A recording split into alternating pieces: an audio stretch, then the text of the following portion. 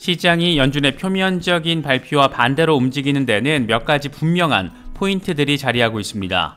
우선은 점도표인데 금리 상단이 5.25%로 맞춰진 것이 공개가 되면서 현재 수준에서 한 번 더 0.25%포인트 인상을 하면 금리 인상이 종료되겠구나. 그렇게 연준의 금리 인상 캠페인도 이제 끝물, 마무리 단계에 접어든 것이구나. 이런 부분들이 투심을 자극했습니다. 또 하나는 FOMC 성명서 내용인데 연준은 앞으로 정보를 더 면밀하게 모니터링하고 통화 정책에 미치는 영향을 평가할 것이다. 이렇게 밝히면서도 그동안 성명서에 담겨 있었던 지속적인 금리 인상 이 문구를 아예 지워버렸습니다. 이래보나 저래보나 이번 사이클에서 연준의 금리 인상은 이제 거진 마무리 국면이구나 이런 생각을 갖게 만들기에 충분한 부분이고, 이런 걸 보면 시장이 일제히 반등한 것도 이상하지는 않은 상황으로 바라볼 수가 있습니다. 여기에 시장을 자극한 인물이 한 명 더 있는데 바로 제닛 옐런 재무장관입니다. 이 양반은 하루 전에는 은행들의 모든 예금을 일괄적으로 보장하는 포괄보험을 제공하는 것을 고려하지 않고 있다. 정부가 은행 시스템을 안정화하고 대중의 신뢰를 개선하는 데 주력하고 있지만 보증한도 25만 달러를 넘긴 예금까지 보증을 해주는 것은 고려하지 않고 있다. 이렇게 말하면서 시장을 압박하기도 했습니다. 그런데 하루 뒤에는 필요하다라면 긴급 조치를 다시 할 수 있다. 우리가 취한 조치는 미국인들의 예금이 안전하다라는 것을 보장한다. 이렇게 말을 바꾸는 모습을 보이면서 이게 또 시장을 위쪽으로 향하게 만들었습니다. 이 양반도 요즘 사는 게 힘든 건지 말이 왜 이렇게 오락가락 하는 건지 모르겠지만 어쨌든 시장에는 긍정적인 시그널로 작용했습니다. 미국 정부가 이렇게 예금 보호를 강조하는 것은 추가적인 뱅크런 우려를 불식시키기 위한 노력 차원으로 바라볼 수가 있습니다. 그런데 앞으로의 상황 자체가 그렇게 녹록해 보이지는 않은 모습입니다. 이번에는 무디스가 나름의 전망을 제시했는데 최근 실리콘밸리뱅크 등 몇몇 은행에서 시작된 리스크가 금융권을 넘어서 다른 경제 부문들로 확산할 가능성이 있다라는 이 생각만으로도 가슴이 답답해지는 내용입니다. 무디스는 미국 금융당국이 은행권 안팎에 대한 장기적이고 심각한 영향 없이 현재 혼란을 억제하지 못할 가능성이 있다. 예상했던 것보다 더 큰 금융경제적 피해를 초래할 수 있다라고 밝혔습니다. 그러면서 세 가지 시나리오를 제시했습니다.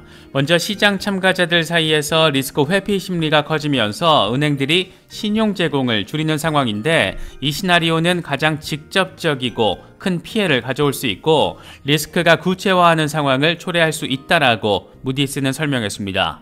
두 번째로는 위험에 처한 은행들에게 직간접적으로 노출된 민간 기업과 공공단체들로 위기가 전염되는 경우로 이런 은행들과 예금 또는 대출 거래를 해왔거나 채권 또는 주식을 보유한 기업들로 그 리스크가 전염될 수 있다는 겁니다. 마지막으로는 정책 결정권자들의 실수로 은행의 문제가 광범위하게 확산되는 상황인데 이와 관련해서 무디스는 당국이 인플레이션에만 초점을 맞추느라 빠르게 진화하는 위기 상황에 효과적으로 대응하지 못할 가능성도 있다라고 설명을 했습니다. 미국 SEC가 하는 짓을 보면 대체 미국에서 암호화폐 규제 이슈라는 게 어떻게 설정되려고 이러나 싶은 생각이 들기도 하는데 이번에는 거래소들이 자산 안전성을 보장하는 차원에서 도입한 준비금 증명에 대해서 날을 세웠습니다. SEC는 암호화폐 증권에 대해서 투자에 주의해야 한다. 이런 경고 문서를 홈페이지에 올렸는데 암호화폐 증권이라는 표현이 꽤 재미있게 느껴집니다. 세상이 뭐래도 암호화폐를 증권이라고 규정하겠다라는 SEC의 막무가내 의지가 담겨있는 표현이 아닐까 생각됩니다. SEC는 암호화폐 기업이 준비금 증명 자료를 제공했더라도 이것이 충분한 자산을 보유하고 있다는 것을 보장하지 못할 수도 있다. 암호화폐 투자 및 서비스를 제공하는 기업은 미국 법률을 준수하지 않을 수 있다. 암호화폐 투자와 관련해서 중요 정보 또 보호를 제공받지 못할 수 있다는 것을 인지한 상태로 투자를 결정해야 한다. 투자 계획을 세우고 리스크 허용 범위와 투자 기간을 결정하는 것이 성공적인 투자에 매우 중요할 수 있다라고 설명했습니다. SEC의 이런 표현 방식은 그러니까 뭔가 안정성을 높이려는 업계의 시도를 놓고 안정성이 없을 수도 있어 이렇게 가능성을 전제로 조지는 전략, 이게 정말 제대로 정신머리가 박혀 있어서 이런 얘기를 지금 하고 있는 건지 참 답답하게 느껴지는 것은 꼭 기분 탓만은 아닌 것 같습니다. 미국 SEC가 뉴욕 증시 상장 기업인 코인베이스에 웰스 노티스를 보낸 것을 놓고 아주 시끌시끌합니다. 일단 코인베이스 주가가 14% 폭락하면서 SEC의 웰스 노티스 이펙트를 반영했습니다. 법적 제재를 앞두고 소명의 기회를 부여하는 웰스 노티스가 사실상 혐의가 입증된 것처럼 시장에서 과대 해석이 되면서 주가부터 훅 끌어내려버린 겁니다. 일단 코인베이스 CEO 브라이언 암스트롱은 SEC의 조치가 비합리적이라면서 강하게 반발하는 모습을 보였습니다. SEC의 이번 조치는 불공정하고 합리적이지도 않다. 우리는 공개석상에서 이걸 입증할 것이다. 2년 전 SEC는 우리의 사업을 세밀하게 검토했고 우리의 상장을 승인했다.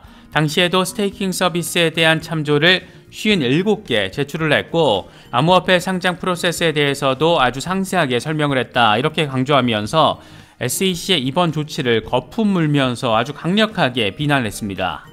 미국 최대 암호화폐 거래소가 다시금 SEC의 이렇게 공격 대상으로 지목이 되면서 업계에서는 나름의 동맹 전선이 형성되고 있습니다.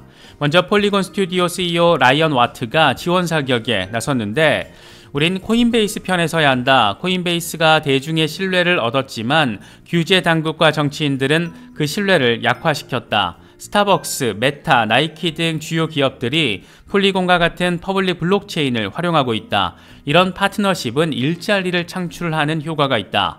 만약 규제 당국이 암호화폐 업계를 계속해서 단속한다라면 이들은 해외 블록체인 업체와 파트너십을 맺으려고 할 것이다. 이렇게 설명을 했습니다.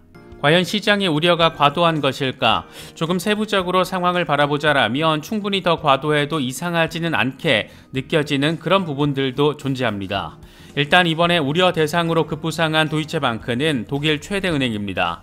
도이체방크의 주가는 8% 넘게 폭락했는데 무엇보다 신용 디폴트 스왑, 이 CDS 가격이 5년 최고치로 치솟았기 때문입니다. CDS는 쉽게 말하면 일종의 보험입니다. 국채나 회사채를 산 투자자가 해당 기업이나 국가가 부도날 경우에 대비해서 가입하는 파생상품인데 CDS 계약을 맺고 일정 금액을 내면 해당 기업이나 국가가 부도가 실제로 났을 때 금융회사로부터 원금을 돌려받을 수가 있습니다. 자동차 보험에 가입하고 매달 보험료를 내면 이 사고가 났을 때 손실액을 보험회사가 보상해주는 것과 같은 원리입니다. 이때 매달 내는 보험료가 CDS 프리미엄인데 이게 높다라는 것은 해당 기업이나 국가가 부도가 날 가능성이 높다라고 바라보는 겁니다. 다시 말해 도이체방크의 CDS 프리미엄이 5년 최고치를 찍었다라는 것은 도이체방크의 부도 가능성을 우려가 그 정도가 최근 5년 기준으로 놓고 봤을 때 가장 높았다라는 겁니다. 그런 일이 물론 벌어지면 안 되겠지만 만에 하나 도이체방크가 무너지기라도 한다라면 다시 말해서 독일에서 가장 큰 은행으로 전국에 1200개 넘는 지점을 두고 있고 또 런던, 뉴욕, 도쿄 이런 전 세계 주요 도시들에 진출해 있는 그런 도이체방크가 만에 하나 무너지기라도 한다라면 그 여파는 말 그대로 글로벌 금융위기의 기폭제가 될 수도 있습니다.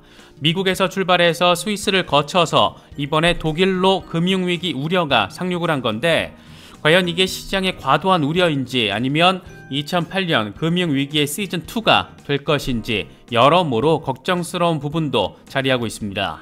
그래도 다행인 것은 전문 기관들 사이에서는 이번 도이체방크 상황이 제2의 크레딧 스위스라고 보긴 어렵다라는 분석도 이어지고 있습니다. 얼라이언스 번스타인의 자회사의 경우에는 도이체방크의 강력한 자본과 유동성 포지션을 가리키면서 미국 상업용 부동산 노출과 상당 규모의 이 파생상품 장부와 같은 우려들은 이미 잘 알려진 내용이고 많이 두려워할 것은 아니다라고 설명했습니다. 오토노머스의 전략가들 역시 우리는 도이체방크의 생존 가능성이나 자산 마크에 대해서는 걱정하지 않는다. 아주 명확히 하자라면 도이체는 제2의 크레딧 스위스는 아니다라고 선을 그었습니다.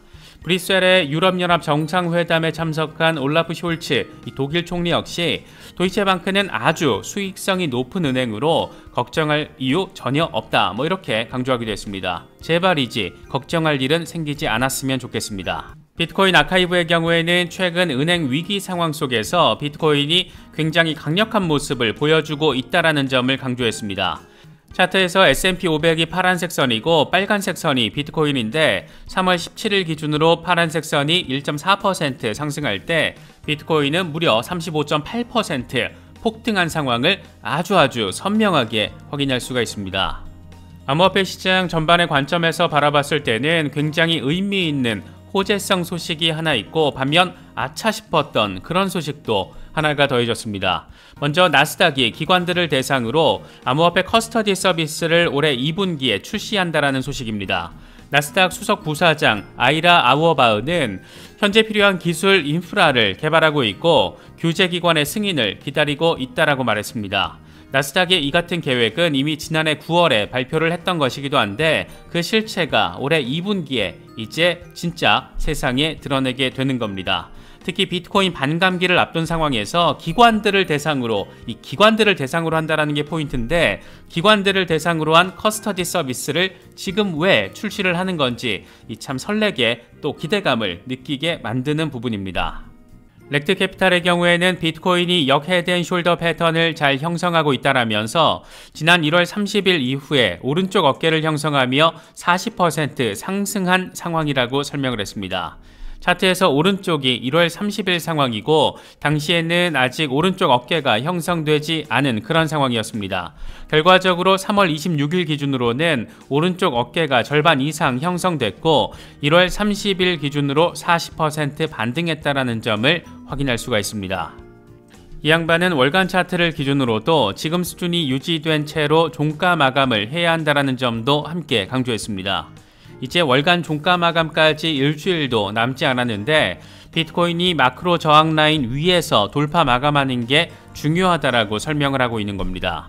함께 공유한 차트를 보면 무려 397일 동안 저항선 아래에 지금 자리하고 있다가 이번에 시원하게 뚫어준 것인데 과연 이 위에서 안정적으로 3월을 마무리할 수 있을지가 관전 포인트 가운데 하나라고 할 수 있습니다. 지금 수준에서 마감이 된다라면 이제 남은 건 강세 랠리뿐이다. 이런 의미도 이런 뉘앙스도 함께 담겨 있다라고 바라볼 수가 있습니다. 스탁머니 리잘드의 경우에는 비트코인 6시간 차트를 기준으로 재미있는 전망을 제시했는데 2019년에 상단 저항 라인에서 3번 저항을 맞고 4번째 돌파를 했는데 이후에 150% 상승한 것을 확인할 수가 있습니다. 재미있는 것은 지금도 딱 3번에 걸쳐서 저항을 제대로 맞았고 지금 4번째 저항 돌파를 통해서 삐집고 올라서 있는 상황입니다. 삐집고 올라선 지금의 상황을 유지하고 여기를 지지라인으로 온전히 전환해 준다라면 이번에도 급격한 반등 랠리를 기대할 수 있을 거라는 얘기를 지금 하고 있는 겁니다. 블룸버그 인텔리전스의 시니어 전략가 마이크 맥글로는 이번 미국발 은행 위기가 다음 암호화폐 강세장의 촉매제가 될 거라고 진단했습니다. 이 양반은 코인텔레그래프와 인터뷰에서 미국의 주요 은행들이 파산하면서 전통적인 금융기관에 대한 신뢰가 흔들리고 있고 비트코인이 은행 리스크에 대한 해지로서 매력적으로 변화하고 있다는 점을 강조했습니다. 그러면서 비트코인이 25,000달러 위를 유지할수록 S&P 500이 4,000달러 아래로 하락하는 압력을 받을수록 비트코인이 상승할 거라는 신호를 보게 될 거라고 설명을 했습니다. 코인베이스 CTO 출신의 발라지 스리니바사는 아주 전폭적인 전망을 제시하고 직접 행동에 나서는 모습까지 보여주며 글로벌하게 관심을 받고 있습니다.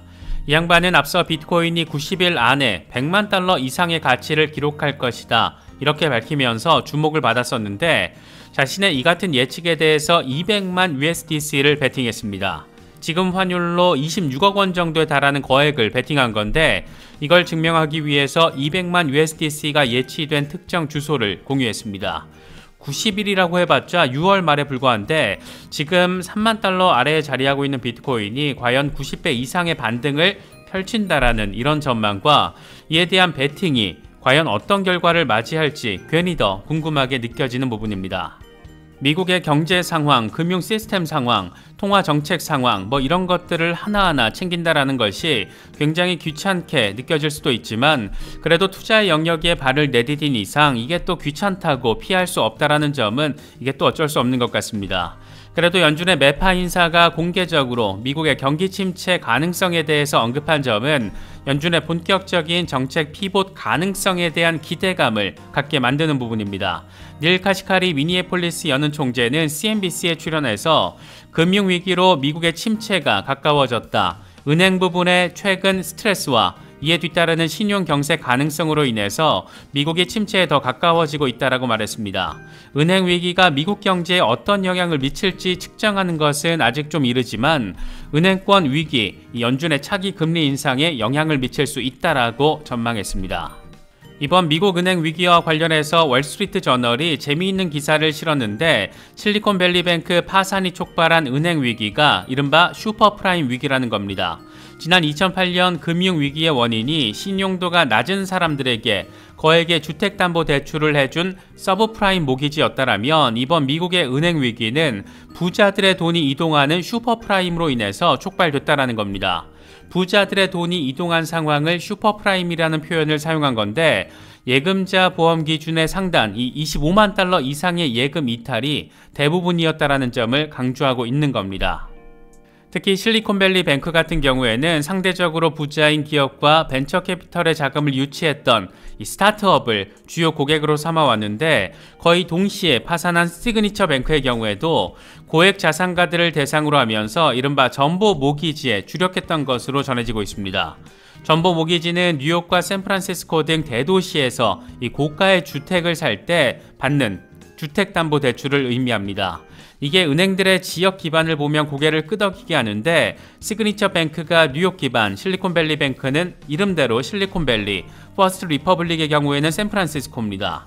이 은행들이 취급한 전보 모기지의 규모는 72만 달러에서 최고 액수는 100만 달러가 넘는 것으로 알려져 있습니다. 결국 이번 미국발 금융 시스템 위기를 촉발한 인물들은 부자들 또는 부자들의 돈이었다라는 것을 느낄 수가 있는데 인류의 역사가 보여주듯이 모든 위기의 최대 피해자는 이 선량한 소시민들이라는 점을 이번에도 한 번 더 증명해준 사건이 아닐까 생각되기도 합니다. 이번에 이렇게 비트코인을 끌어내린 것은 미국 CFTC가 바이낸스를 전격 기소했기 때문입니다. 바이낸스와 창펑자오 CEO를 이 파생상품 규제 위반 혐의 등으로 소송을 낸 건데 이와 관련해서 CNBC는 바이낸스가 CFTC에 등록도 하지 않은 채 기관 투자자를 비롯한 미국 내 VIP 고객들을 상대로 적극적인 모객 행위를 벌이고 거래소에 있는 컴플라이언스 프로그램을 제대로 운영하지 않았다는 것이 CFTC의 주된 소송 이유다. CFTC는 바이낸스와 창펑자오 CEO 그리고 사무엘 림 전 바이낸스 컴플라이언스 책임자가 자금 세탁과 테러 자금 조달 방지 등 모두 8가지 규제를 위반했다라고 판단한 것으로 알려졌다. 또 CFTC는 바이낸스에 대해서 벌금 부과 말고 또 거래 금지, 등록 금지 조치, 소송 비용 부담, 불법 활동을 통한 수익금 전액 반환 이런 조치 등도 함께 내려달라고 법원에 요청했다. 이렇게 보도를 했습니다. 이와 관련해서 CFTC 위원장 로스틴 베넘은 이번 조치를 통해서 암호화폐 업계에 분명히 경고한다. 우리는 규정을 빠져나가려는 그 어떤 시도도 용납하지 않을 것이고 반드시 추적해서 처벌하겠다라고 밝혔습니다. 이번 바이낸스 조치는 CFTC가 미국 투자자들을 보호할 수 없다라는 일각의 주장을 불식시키는 것을 의미한다. 우리는 변동성이 크고 위험한 디지털 자산 시장에서 위법 행위를 찾아내고 이를 중단시키기 위해서 모든 권한을 사용할 거라는 점을 분명히 해왔다. 바이낸스는 지난 몇 년에 걸쳐서 CFTC 규정을 위반하고 있다는 사실을 인지하고 있었고 규제를 피하기 위해서 적극적으로 움직였다라고 강조를 했습니다.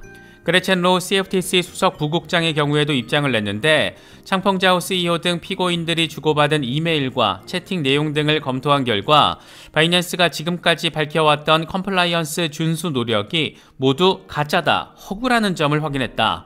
그들은 준법 정신을 발휘하는 대신 자신들의 이익을 우선시하는 것을 선택했고 이 같은 행위를 은폐하기 위해서 증거를 인멸하려는 노력도 서슴지 않았다라고 말했습니다. 여기서 컴플라이언스 준수 노력이 모두 허구였다. 이런 부분을 뒷받침하는 상황 가운데 하나로 바이낸스의 자전거래가 지목됐습니다. 이게 내용이 좀 세부적으로 소장에 적시되어 있는데 창펑자오가 직간접적으로 소유하고 있는 것으로 보이는 계정 300개가 자전거래에 활용됐다. 이렇게 소장에 적시되어 있습니다. 물론 바이낸스 측은 강하게 반발하고 있습니다. CFTC와의 그동안의 협력 상황을 고려했을 때 이번 소송은 예상할 수 없었다. 매우 실망스러운 조치다. 우리는 컴플라이언스 팀 규모를 기존 100명에서 현재 750명까지 늘렸다. 또 미국 사용자가 우리 거래소를 이용하지 못하도록 신원 확인 등에 8천만 달러를 지출했다. 그럼에도 불구하고 우리는 미국을 비롯해서 전 세계 규제 당국과 계속해서 협력할 계획이다. 또 미국 이용자에 대한 접속 차단 시스템도 계속해서 유지할 방침이다라고 덧붙였습니다. 이런 표면적인 상황, 그러니까 CFTC가 SEC에 이어서 바이낸스 조직위에 합류한 상황도 의미 포인트이지만 여기에는 굉장히 정치적인 맥락도 함께 포함되어 있습니다.